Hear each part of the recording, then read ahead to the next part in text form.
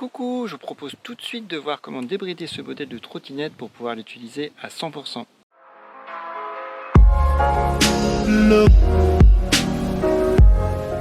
Alors pour débrider, on appuie à droite, on allume le compteur. Une fois que c'est allumé, on appuie sur les deux en même temps, on reste appuyé. Ensuite on va piloter avec le bouton de gauche pour choisir les menus. Et une fois que tout aura été sélectionné, on revient sur le 0 et on appuie à droite pour valider. Comme ça on revient au menu de départ. Donc on refait la manip, deux boutons, on arrive sur le 0. On appuie à gauche une fois. On arrive dans le menu 1, je ne sais pas à quoi il sert. On augmente via le bouton de droite, une fois on augmente. Et si on appuie deux fois rapidement, on diminue. J'ai tout testé, je ne sais pas à quoi il sert. 2, idem, je ne sais pas à quoi il sert, on peut monter et descendre, je ne sais pas. 3, c'est luminosité, et si on appuie rapidement, on va la descendre. On va voir que ça baisse très légèrement, c'est pas énorme, mais en pleine journée, en plein soleil, ça joue. Donc je la remets en 4, toujours pareil, bouton droit, une fois pour augmenter, deux fois rapidement pour descendre. On passe au menu 4. Menu 4, très important pour ceux qui ont un modèle où le chiffre 4 là n'ira pas au-dessus. Ça permet de débrider la trottinette et de l'amener un peu au-dessus des 25 km/h compteur, et également de se passer des modes piétons. On n'a plus de mode 1 ou 2 ou 3, elle va à fond partout. Là, il suffit de mettre 1. Moi, je laisse les modes piétons, donc, et puis c'est pas là que je vais la débrider, donc je laisse en mode 0. Le mode 5, alors ce mode 5, il est pour démarrer la trottinette, soit directement, donc avec la gâchette qui est là, soit à pied. Donc si je fais 1, c'est à pied. Et si je fais 0, et ben ça sera avec la manette. Et c'est très important parce que par défaut, c'est à pied et on ne peut pas le changer via l'application. Donc on peut démarrer cette trottinette qu'à pied si on ne rentre pas dans ce menu. Ce qui est un peu casse-pied quand même. On continue. 6. 6, alors ça c'est le cruise ou régulateur. Ça on peut régler par contre dans l'application. Donc 0 pour le désactiver, 1 pour l'activer. Donc c'est pratique parce qu'au bout de 10-15 secondes, la vitesse se bloque et on peut relâcher l'accélérateur. Donc ça c'est super pratique. On passe au mode 7, donc bouton gauche toujours pour changer. Donc 7, c'est pas mal du tout. Ça par défaut il est sur 10, donc on ne peut pas aller au-dessus de 16. Et c'est la pêche de la trottinette tout simplement. Là par exemple, si j'essaie d'aller plus, on peut pas.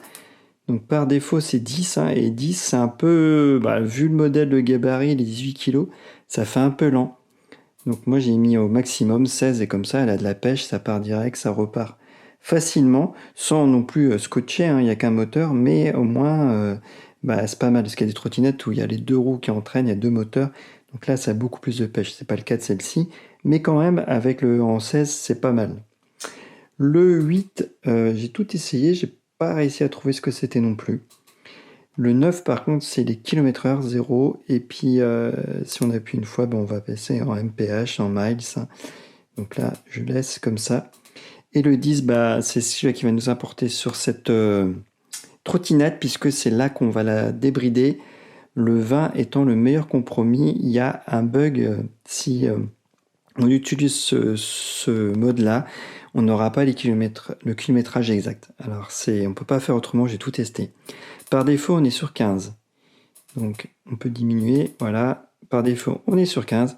Quand on est sur 15, la trottinette elle va se bloquer à 25 compteurs. Et en vitesse réelle, on sera à 22,5. Plus on augmente, on va gagner à peu près 1 km/h sur le compteur et en vitesse réelle. Donc on peut aller au maximum, ça sera à peu près 27. On peut faire des pointes à 28, 29, mais on sera autour de 27, 27,5. Et ça dépend du vent aussi, tout. Enfin bref, on est autour de 27. Alors que normalement on est à 22,5. Par contre, je ne sais pas pourquoi, je préfère le préciser, le kilométrage n'est plus exact. Là, par exemple, sur compteur, j'irais à 22, 23, alors que pourtant, je serais en vitesse réelle à 27, 27 à peu près. Et pareil pour le kilométrage, au lieu de faire 1 km, il va dire que je fais à peu près 800 mètres. Donc on perd en lisibilité. Et j'ai pas réussi, j'ai tout testé, j'ai pas réussi à trouver mieux. Et là, plus on augmente, en fait, il n'y a plus de différence, on gagnera pas en km/h. Par contre, la différence va s'accentuer, c'est-à-dire que si on va à 30, c'est 30 le maxi dessous, Et ben là, on sera, je sais pas pourquoi, on sera à 15 ou 16 compteurs. Donc j'ai pas compris ce délire et j'ai pas réussi à pouvoir l'emmener à 27 km/h et que ce soit vraiment affiché 27, 28. Il y a toujours des différences sur les compteurs. Je sais pas pourquoi ils font ça. Sur les voitures, c'est pareil. Les trottinettes, c'est pareil.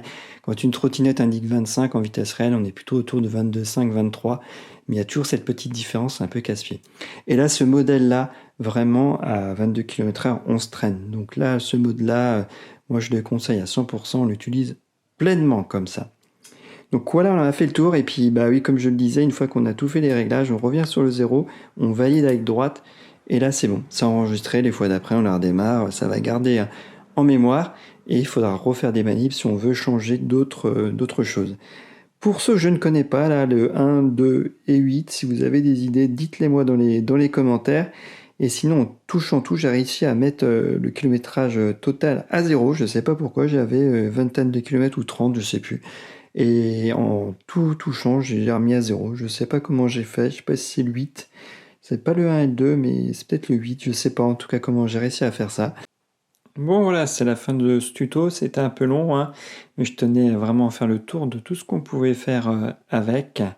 Et puis bah, il faut garder à l'esprit qu'on sera prêt à un gros hors-la-loi, hein. Là on parle de 27 km/h maximum, la loi étant 25.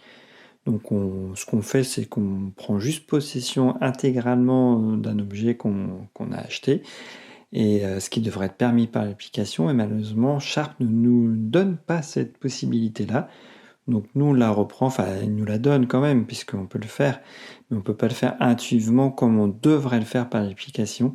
Il faut un peu bidouiller avec quand même cette petite contrainte d'avoir le kilométrage qui est toujours un peu différent du réel, et on va perdre un peu aussi le kilométrage total.